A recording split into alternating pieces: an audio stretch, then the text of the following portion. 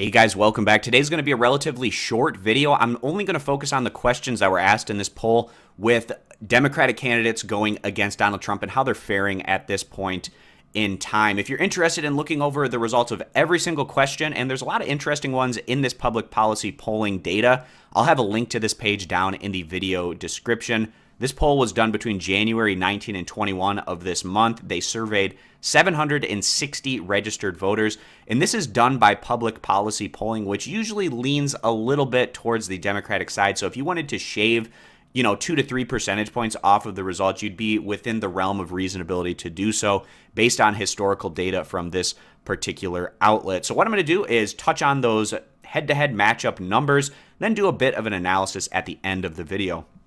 Now, coming into it, I've made a lot of videos over the past couple of months, and in general, I've had Tier 1, Bernie Sanders, as well as Joe Biden. Tier 2, I have O'Rourke, Warren, and Kamala Harris. And then Tier 3, Cory Booker and Kirsten Gillibrand. And the numbers pretty much line up with that tier list exactly. So starting off here, Joe Biden, a 12-point lead over Donald Trump, 53 to 41. And also, before going through the rest of this data, if they ask the question, would you vote for a generic Democratic candidate or Donald Trump? I think the generic Democrat would probably have around a 4 to 5 point lead. So anything above that is a better sign for the candidate in terms of having a bit more name recognition and those casting a ballot for those particular candidates. So Booker, a 5-point lead, 47 to 42. Gillibrand, 5-point lead, 47 to 42. Kamala Harris doing a little bit better than that, 2 points better, 48 to 41, a 7-point lead. Then we have Beto O'Rourke, a 6-point lead at 47 to 41. And then question 31 and 33, these are candidates that aren't going to be running in 2020 for that presidency, but Pelosi a 3-point lead and Schumer a 5-point lead.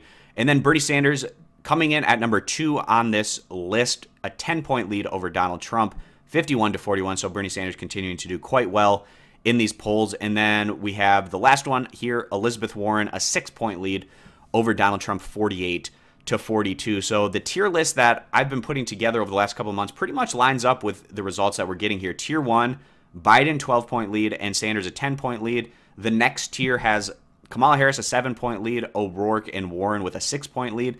And then the tier behind them, Gillibrand and Booker with 5-point leads respectively. And just doing a bit of an analysis here on Biden and Sanders.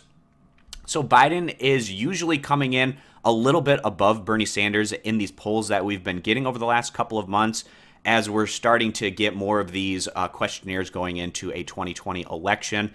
And one thing that I think is really playing in Biden's favor overall is the fact that he hasn't been in political office for a couple of years. And whenever you leave political office, usually your approval and your favorability numbers go up. And we've seen that with Joe Biden as well as with former President Barack Obama. So that's probably giving him a boost here. Once he gets his name back in the fold and he goes out and does debates, campaigning, having more stories written about him, that usually starts to recede those approval and favorability numbers. And I think long term that Joe Biden's probably at his best performing right now before he gets into the action. And the fact that Bernie Sanders is already in political office, and clearly there's a lot of articles written about him basically on a daily basis, and the fact that he's pretty similar to Joe Biden in terms of the upper tier of these lists is a positive sign, in my opinion, overall for Sanders. Clearly, if you're a Sanders supporter, you'd like to see him at number 1 on these lists, but there is some rationale as to why Joe Biden is performing a little bit better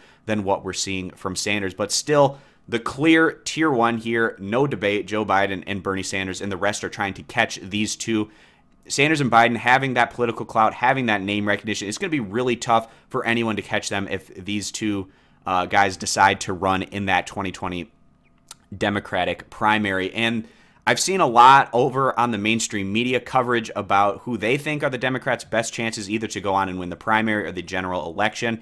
And you usually don't hear all that much, certainly about Bernie Sanders in terms of that category, but they even slight Joe Biden a little bit. They're trying to, it seems, promote more young up-and-comers like Kamala Harris and Beto O'Rourke into that fold. And in my opinion, anyways, this is a bit of dishonest journalism.